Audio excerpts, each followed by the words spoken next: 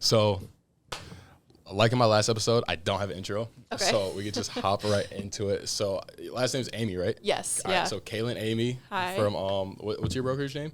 Keller Williams Professionals. Okay, Keller Williams Professional. How are you doing today? I'm good. How are you? Doing good. So you had you're out in like the Ann Arbor-ish area. Yeah. So my brokerage is located. We have 2 locations. One is in Brighton and one is in Plymouth. I'm from Ann Arbor, so that's kind of the area that I stick around. Okay, perfect. So a little bit of a drive because we're out in Troy today. Yeah, only like an hour though. It wasn't bad. It was like a pretty straight shot. That's perfect. Actually, when I started like working here, actually, I was still in school, so I went to Eastern, so I was out in Ypsilanti. So I was making that like hour drive like all the time. So like I'm used to it now. But I think back during that time as well, there's like a lot of construction going on. So it's like, Yeah. you know the deal, Michigan Rose is just how it goes. Yeah, I'm in my junior year right now of school, and State Street in Ann Arbor, it's like always just torn up, so Yeah. traffic's horrible. I actually like Ypsilanti. It's like a little bit more manageable as far as like driving around, but Ann Arbor, I hate it going down to. Like I'm Yeah. not gonna lie, I hate really any downtown like traffic. Like Yeah. if you've ever been to Birmingham, it's pretty awful. Like I don't even look for parking spots on the street anymore. I just go straight to a parking structure because I know Yeah. I'm gonna lose. Yeah. I mean, even like Royal Oak and Plymouth, like it's hard to find parking everywhere. Yeah. It's just rough, but yeah. Definitely. So you're in real estate now. What were you like kind of doing before that? I worked at a car wash during high school, and I caddied at a golf course. And then I still work part-time at the University of Michigan Hospital in like the simulation center. So that, and then just classes was what I was doing before. Yeah. Okay, gotcha. Do you golf? No. I try, but I'm not good at all. I hear that. I picked it up last year. I just ask everyone. You know, you never know Yeah. who can get a tee time with. Yeah. My brothers are really good at golf. That gene did not get passed to me, unfortunately. It happens. It Yeah. happens. So I was gonna say, real estate, Keller Williams Professional. What kind of like inspired you to get into real estate? Yeah. Well, my aunt and my uncle actually bought a house back in March of 2022, and they just had like the worst experience with their agent ever. I had always kind of been interested in real estate, but I never really pursued it. Like I don't really have anyone in my family that's in business or in real estate or anybody kind of in that realm of things. So when they were kind of going through the home buying process, I was just like, oh my gosh, this is horrible. It was around the same time that like Selling Sunset came out. I was like, I think that this is something I could do. Like, I was interested in it. So I got my license, the summer before my junior year, jumped into it, was like, okay, wow, this is a lot. This is nothing like Selling Sunset. This is nothing like HGTV. This is like crazy. But I love it. It's not what I was expecting, but it's also in ways like better than what I was expecting. Okay, So, that's good. Yeah, I think a lot of people, especially kind of like during COVID, when that's when everyone just started hopping on TikTok, stuff like that. You Yeah. know, people made it seem a lot easier than it is, but it's tough. It's Yeah. grimy out here. Do you so when you're saying like the home buying process for your uncle were rough, like what are like some of the things that you kind of noticed? Can you talk about it or? Yeah, I can talk about it. I won't say the name of the agent, but I think it was, they were a new agent.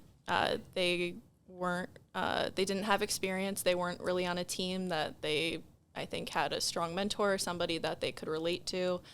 It was a situation where it was a family member / like friend. They wanted to give them a chance, and I think when you're just starting out, it's so important to find a mentor and to find a good team. And yeah, I think it was just lack of experience, and it was an unfortunate event. I don't know. I think it really just boils down to no experience and not knowing what they were doing. So Okay. Yeah. So you said like you think getting a mentor can like help a lot? I think so. I think that every new agent that's the first thing you should do, is find somebody who's experienced, who's been in the business, who's got the sales that you want to have, and like is working with clients and knows what they're doing. I don't think it's something Like when I got licensed and I was going through the class, and right after the exam, I was like, okay, great, but now what? Like, what do I do? Like, it's not anything that you learn during the class or on the test. So I think it's really important to get around people that have been in the business for a long time, who know what they're doing, who can mentor you and show you what you need to know in order to have like successful transactions and work with clients and be the best agent that you can be. Definitely. And then too, like you said, when you pass the test, like I don't think a lot of people know, but when you pass the real estate test, it's like passing the mortgage test. Okay. Doesn't really have anything to do with like what you're doing like on a day to day. Like there's like guidelines and like laws and stuff you got to know, so you're not breaking the law. But like other than that, you know, you're just out here really fending for yourself. Yeah. Yeah. I think, that's kind of why I joined my team. I started with my brokerage back in June. June and July, I was kind of just like, oh my gosh, dumpster fire, like just doing all the trainings that the brokerage offered. And I was like, I really feel like in order to actually like be successful and be a good agent and like be like proud of the work that I'm doing, I need to be under somebody that, you know, is already doing what I want to do for my clients. So that's kind of why I joined a team. Yeah. How big is the team? 5 people right now. We have 4 active, and it's a family team. Nancy and Eighmey, Nancy Rademacher, she's been in the business for 40 years. And they started expanding their team actually when I was looking back in August, and they took on me and Devin Fink is his name, and they just really like took us under their wing and are teaching us like so much. I feel like it's Yeah, I was gonna say 40 years. They gotta know something. yeah. She's awesome. She's a beast. So is Amy Knight. She's been in the business now for, I want to say, almost 7 years. And they're both just killing it. They were definitely people that I wanted to learn from and get experience from. No, I definitely hear that, especially like you said, like 40 years, like 7 years, like that's a lot. I feel like we kind of age like how dogs do, you know, like 7 years. It's like it's like 30 years, like working somewhere else almost. You know, it's a lot happens, like especially so like being in like 40 years, she definitely was around during like 2008 when like all that stuff happened. Yeah, and I think learning from somebody who was not only able to make it through like those shifts in the market, but also like thrive, like. That's somebody that I value her advice, I value her mentorship, and just everything that they're teaching me and that I can, you know, pass along and use when I'm working with clients. No, definitely. And then especially too, like you said, like shifts in the market. That's another thing too. It's like, you know, month to month or like year to year, like things are going to be looking like a lot differently. Like especially almost like a year and a half ago now, you were seeing, you know, like interest rates are super low. Everyone's trying to shop and buy a house. We're getting 30,000 over offers. People waiving inspections, but I don't recommend at all. But if you're trying to win the offer, you're trying to win the offer, I guess. But that was like kind of the norm. And now it's, you know, rates in like the 7s, you know, like inventory's low. It's shaky. It is, yeah. And it's definitely a time to be creative. And I think a lot of agents are going to be getting out over the next year. So, you know, getting in and being creative and being able to pivot and make it through, you know, the shift. I think I think we'll lose a lot of agents that are kind of not the best. I don't think it's necessarily hard to get your real estate license. So I think a lot of the people that are just kind of like, have their real estate license to have it, but they're not actually passionate. They're not learning anything. They're not, you know, really great. I think those are the people we're going to see exiting. So hopefully, we'll have. Yeah, it's, I talk about it a lot. Actually, I was like, man, like it is like passing the test. Like it's, I guess like hard, however you want to make it, but all you got to do is like pass the test. You just got to take one course. It's not like going to school to be like a nurse or anything where you got like years experience. It's like really if you take the class and then you can just pass the test, like, hey, you can do it. Yeah, it's crazy. It's crazy. But I know like everybody talks about it. It's like 1% of agents do like 99% of the business. And I think that's so true. Like there's so many agents, but there's very few that, you know, stick it out for 40 years, that really make a career out of it. I think a lot of people get in thinking that, me as well, getting in thinking that it's going to be like what you see on TV and what you see online. And then when they realize it's not, like, all right, let me get out of here.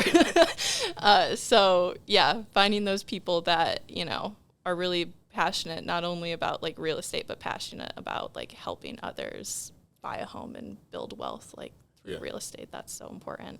Definitely. And then too, it's like, I think like last year, I remember like reading it somewhere, I think like overall in like the whole U.S., like 1.2 million people got their license or something like that. And then like 800,000 didn't do a deal. Yeah. So it's it just goes again to show it's like, hey, like really anyone can hop into it. Yes. But it is like infinitely harder than what any TV show like tries to make it out to be. Yeah. And then you mentioned being creative. So that was kind of like one of the things I want to talk to you about because you got it popping on TikTok. Oh, thank you. So what made you kind of like start hopping on that platform? Because you got like a decent following. I hopped on pretty soon after I joined my team. I kind of just sat down and they were like, listen, like utilize what you have. Like you're young. A lot of the agents kind of in my market center, I haven't seen them really with an online presence as far as like video, TikTok, Instagram. I think a lot of agents, especially, around me are kind of on Facebook, and a lot of people are still doing posts, not necessarily like short form content. So that was something that I wanted to jump into. For me as well, it's a form of prospecting. Like it's a fun way to reach a lot of people versus, sitting in a room and just cold calling. I still cold call, but it's not the best. It's not like my favorite thing to do. I love making educational content that I can post out there and interacting like with everybody that comments. And I've found it to be like a really just unique way of building relationships and getting clients that I haven't seen a ton of other agents utilizing yet, but I think people are starting to get on board.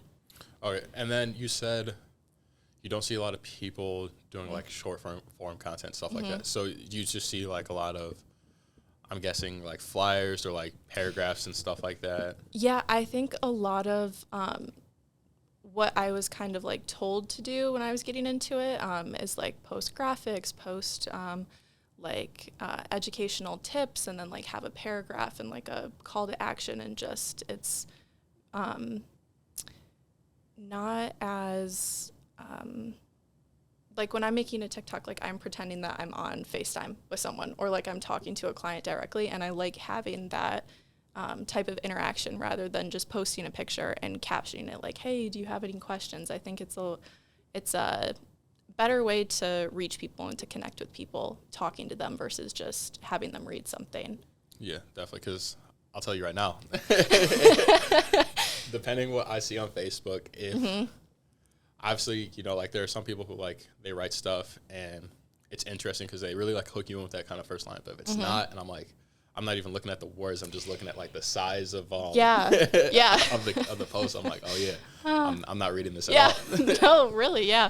And that was the other thing, is I was making those posts and it was like I wasn't reaching anybody. Like it would say 30 people saw this, but only one person like liked, and it was like 0 comments. Like I don't think anyone was taking the time to sit there and like read what I had to say. So, what I would type, putting that in video, I'm getting a lot more response from that rather than just typing it out and having someone read. So yeah, no, that's great. We have a I don't really like posting flyers and stuff like that either. I think they have like their place, like if I'm doing like an open house or something like that, I'll post a flyer, or if like run under contract or something like that, it's okay, sure.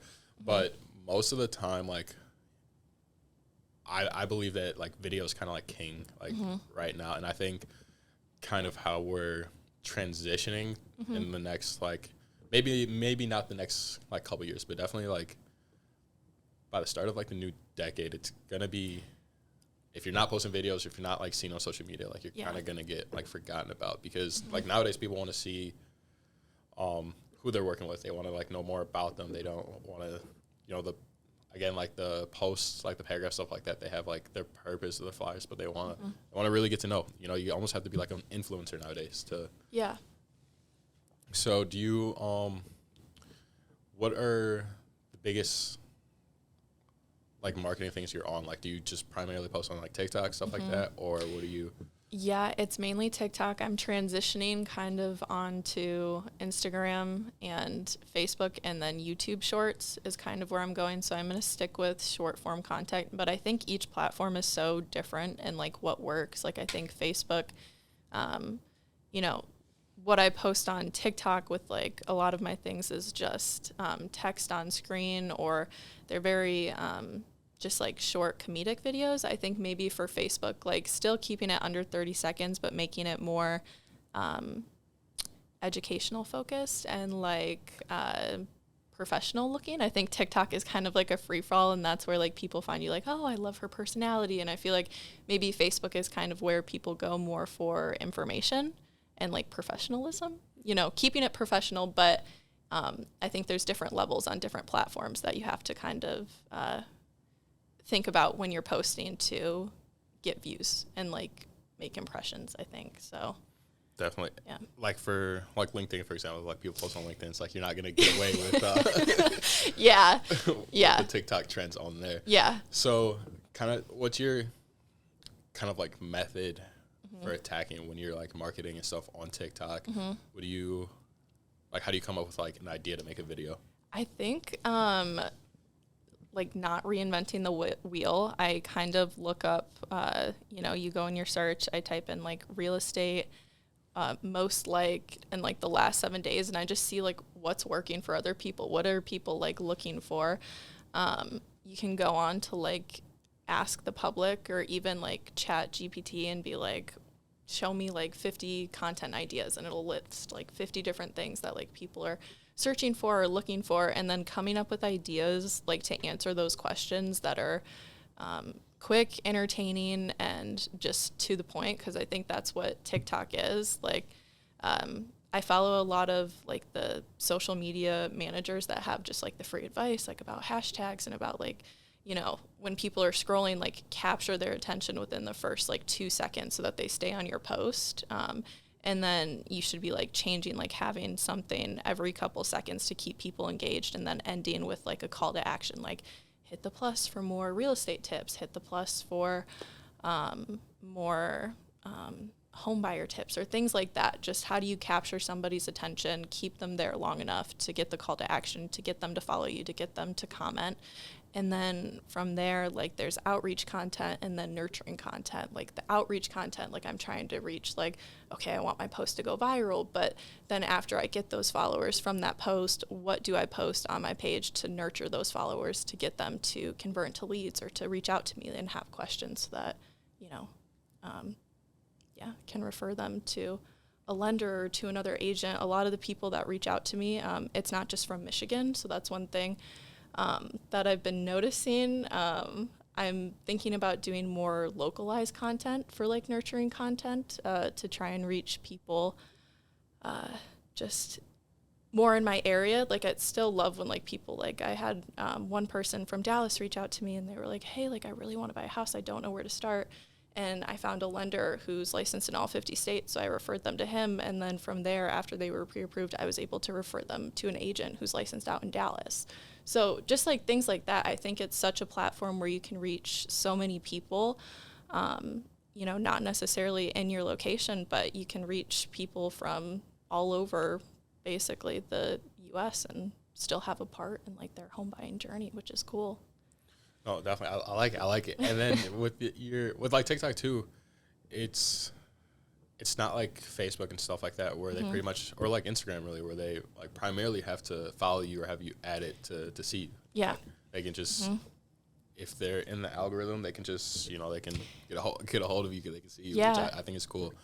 So what is, like I know you talked about like, you said prospect, like nurturing, and then what was the other one? Like outreach content. So like I think outreach, that's kind of like your like attention grabber. Like that's like I made a post like 2 weeks ago. It was about, you know, using your college transcripts as work history and like a job offer letter or something as what you can use to get pre-approved right out of college. And that was kind of like outreach content. And then nurture content would be like me in my car talking or me standing with a lender, kind of like having them explain the process. And that's more of like a talking video versus the one where it's 7 seconds, it's with a trending sound, it's got a lot of text, and then like that hit the plus to follow, using that to grab the people. And then from there, making posts following that video, answering kind of the questions and like the most common comments on there to nurture that and hopefully convert some of those people to,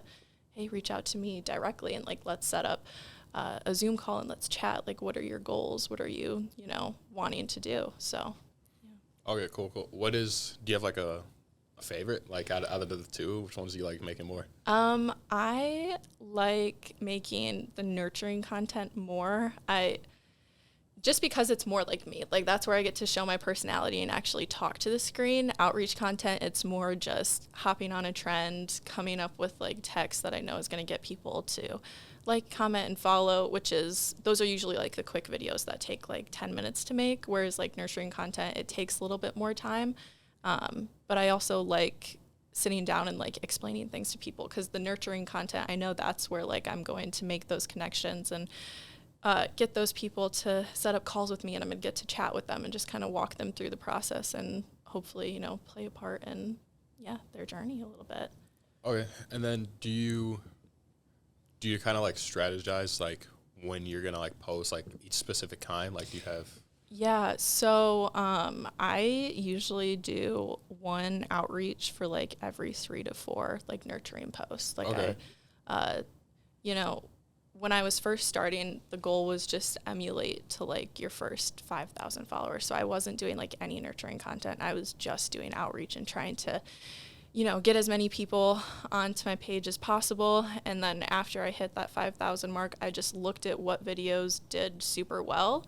And from there, I kind of was like, okay, this is what works on my page. This is what doesn't work. These are the followers that I have. So these are like this is the content that I'm going to focus on making for my page. So, the way TikTok works, like when you post a video, it gets sent to your followers first. And then if your followers interact well with it, then it gets pushed out to more people.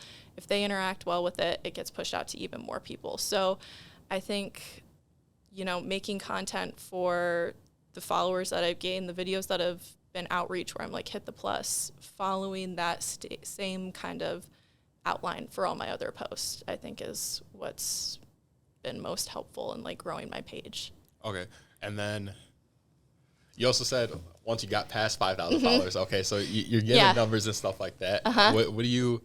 How are you getting people to like press follow instead of just like, just watching, So I keep my videos under 7 seconds. I do, when it's outreach content, within the first 2 seconds, I have, bright colors at the top. I always have a header, like what you should be doing. And then it's usually white with like the black outline text, just because it's the easiest for people to read. The red catches your attention. The white, it's super easy. It's transparent. The first 2 seconds, my hook, that's the red text. It needs to be something where people are like, whoa, wait, what did that say? Where they want to continue reading. And having the text long enough that it takes longer than the video is for them to read. So that increases watch time, and then it makes them have to watch the whole video, if that makes sense. Because the way TikTok kind of like pushes out your videos is watch time. Do they like the video? Do they comment on it? Is it favorited? So outreach content, when it's got a strong hook and then you have a lot of text and it's only 7 seconds. So first 2 seconds, they're reading that.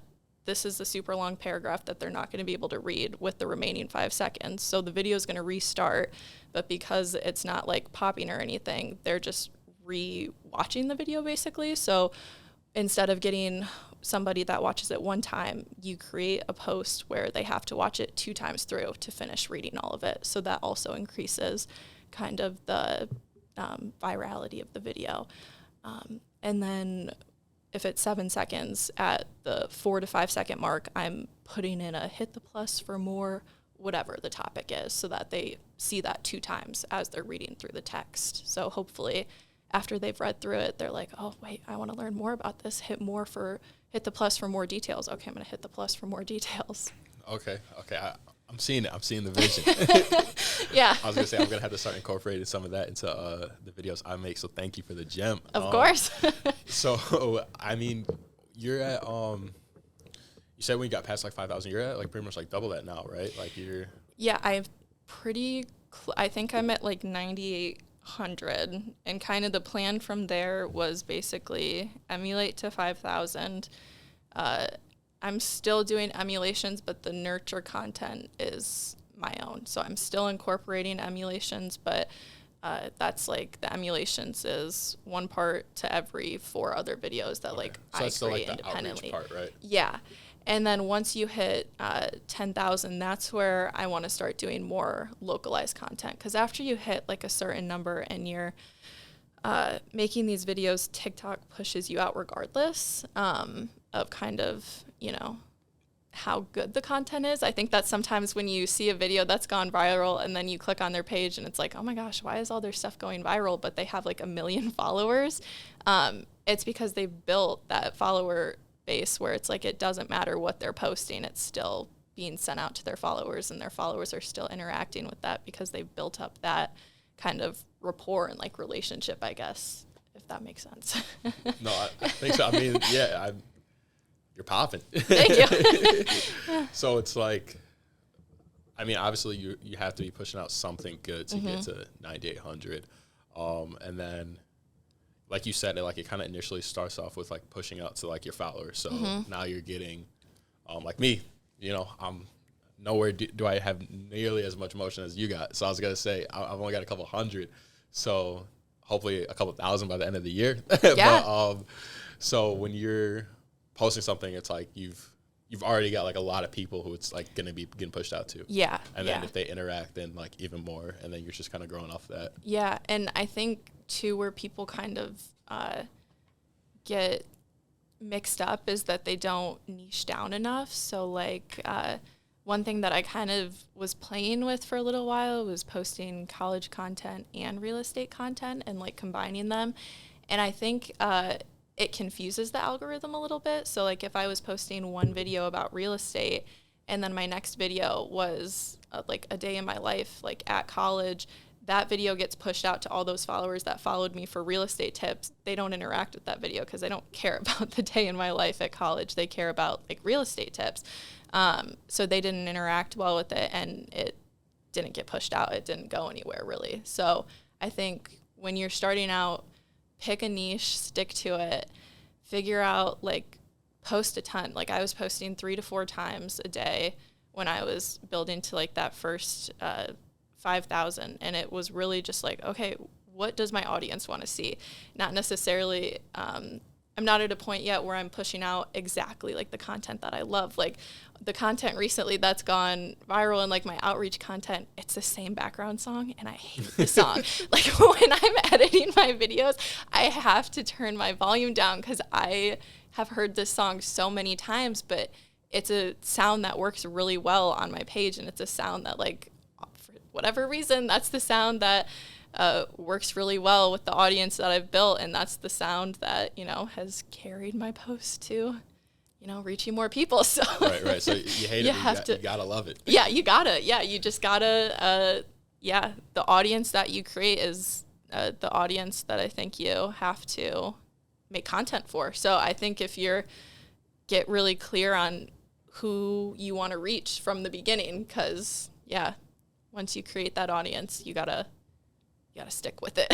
Okay. And then to a certain amount. Yeah. You said something that I was actually about to ask you about. So you said you're posting when, I'm guessing like when you're getting to that like first 5,000 number, you're posting like 3 or 4 times a day. Yeah.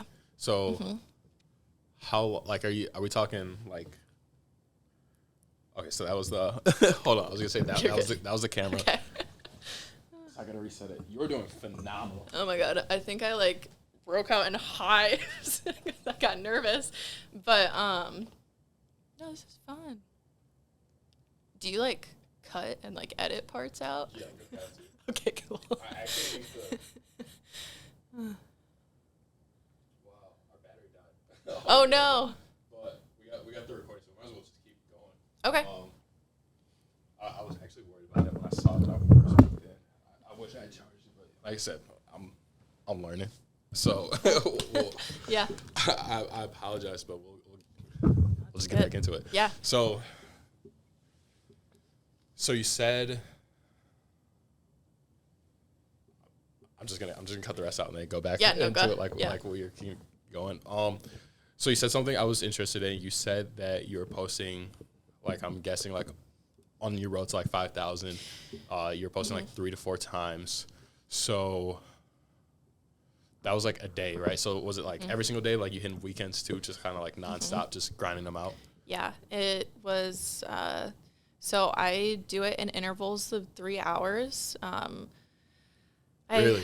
Yeah. So when you post a video, which I don't know exactly, I'm not like a computer scientist or anything. Like, I don't know exactly how the algorithm works or how to explain it. But what I've noticed is that when I was sitting down, I was making a ton of content, and then I was posting it all at once. And it was like the first 2 videos that I would post, they would get caught around like 300 views. And then the third video that I would post, like that one like shot up. And what I noticed when I was giving the videos time to go viral and like rest a little bit, like every 2 to 3 hours, spacing in between, the videos that would have gotten like 300, they were also going viral. So instead of just having 2 videos that stuck at 300 versus 1 that went viral, all 3 of them were now going viral when I was giving them time to like rest in between posting. So I'm not sure exactly why that is. I think maybe it's when you post all 3 at one time, I think they get pushed out a little bit, but your latest TikTok is the one that continues to be pushed out the most. So I think you have to give it a little bit of time in between posting. So okay. I don't know if that makes sense, but I think so. I was going to say, so do you think like you said, the first one will get like 300 and then you'll wait a couple hours and then you'll post the other one? You said that one gets like 300 too, or does it get more? Or no, so when I was posting them like all at once, like I would sit down and like if I was recording 4 TikToks, I'd record them, but then I would post like, okay, TikTok 1, 2 minutes later I would post the second one, 2 minutes later I would post the third one.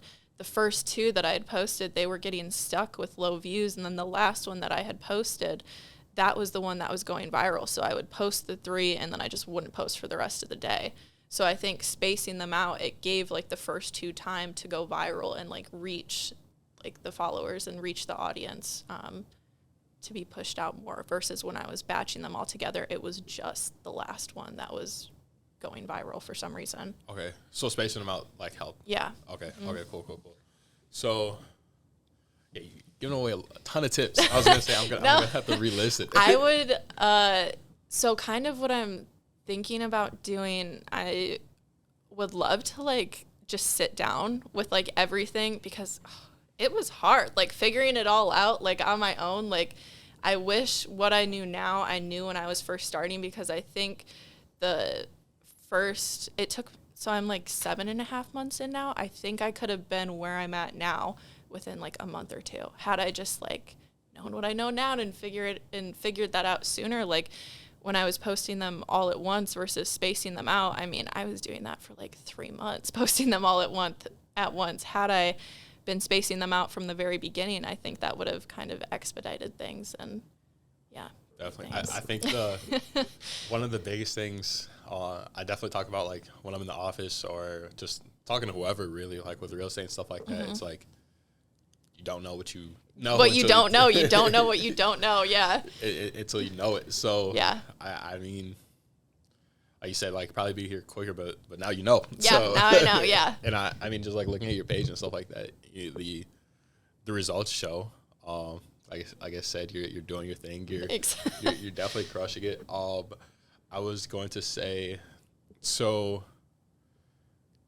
kind of like, I know you said you wanted to start doing more of like YouTube shorts and then like Instagram, I think you said as well. Yeah, I think one other agent, and I'm going to butcher her last name, so I'm so sorry. Her name is Carly Schlochter. Something with an S. She is a Chicago realtor. If you look her up, we started at like the same time. She was somebody that I was following. Another tip, if you're just starting an account, follow the people in your niche. that have way more followers than you and interact with their page, because it helps your videos get pushed out to their followers as well.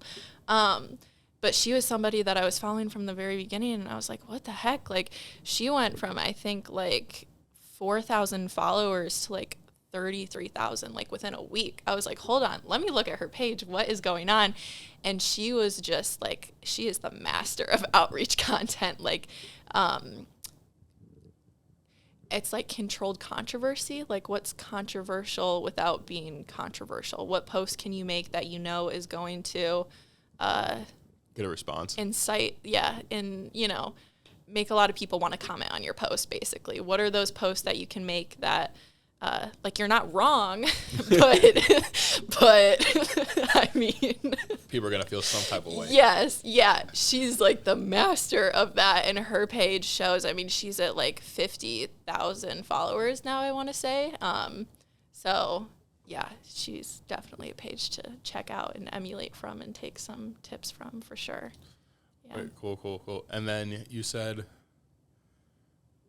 so as you, like, you're growing, stuff like that, and then, like you said, like, because you want to start transitioning, like, posting more, like, Instagram, YouTube Shorts, is there a way, like, and if you don't have it, like, already mapped out, it's okay, but, like, to kind of, like, convert your TikTok to those? So right now I'm working on, I'm one of those people that, I know you said you jump into things. I'm somebody that needs like a 6-month plan. Like, if I'm starting on something. So my 6-month plan with TikTok, it didn't exist because I didn't know what I was doing. I was just posting, like, figuring out what worked. But now that I kind of have an idea of what worked, and kind of like just watching some other people, and there's a lot of free content on YouTube. If you're looking up how to like grow on Instagram, how to grow on YouTube Shorts and Facebook, following that advice, but implementing kind of what I've learned from TikTok. So I'm hoping April 1st, that's when I'm going to first start Instagram and Facebook, diving into that. So you got a deadline. Yeah, I have like a 6-month plan laid out, and my goal is 10,000 across Instagram as well as Facebook, 10,000 on each with this 6-month plan. And I don't know exactly if I'm going to hit that in 6 months, but with the plan that I have, I think it's going to be, you know, similar to what happened with TikTok. Like, I'm figuring it out as I go. It's a different app. So, you know, what worked on TikTok might not work on those other platforms, but I'm feeling decent about the plan that I have laid out. So Right. And I was going to say, like, clearly you got success with TikTok too. So it's like, I'm sure in those 6 months you'll hit it. Thank you. I don't think it's not like you're me with a couple hundred and you're saying, all right, in that 6 months you're going to be at like 10,000. You can do it. Yeah, you totally can. For sure. I'm definitely going to try it next time I have you on here. I'm hoping to share some progress with the accounts. Oh, yeah. So, go ahead. No, I was just going to say, I want to sit down. This is, once I'm done with my winter semester, which is end of April, May, I'm going to sit down and I'm just going to like batch out like a ton of like everything that I've learned, everything, kind of come out with like an outline for like each different platform now that I've been doing them, so that hopefully like I can pass it along to like other agents in my office or anybody else that's like, hey, like, what did you do to like get to this place now that I kind of have been through it? I want to just like come up with like step by step, like, here, it doesn't need to take you guys a year to get to this place. Just follow these steps. You'll be there in a couple months. Like, it's going to be all good. Like, this is the blueprint. Yeah. Like, basically what like Nancy and Eighmey gave me for real estate, but I can give to people for social media, you know? So yeah. Oh, that's great. And then, so you said 6 months, where you want to be. I think it's interesting. I think I definitely got to get you back on around that time, so we can just kind of touch base and see how it goes. But what about like a year? Like, what's your thought process for kind of like everything you got going on, like social media, your business, you know, personal goals? So a year from now, I will be like 2 weeks from graduating college. So that's like a big thing for me.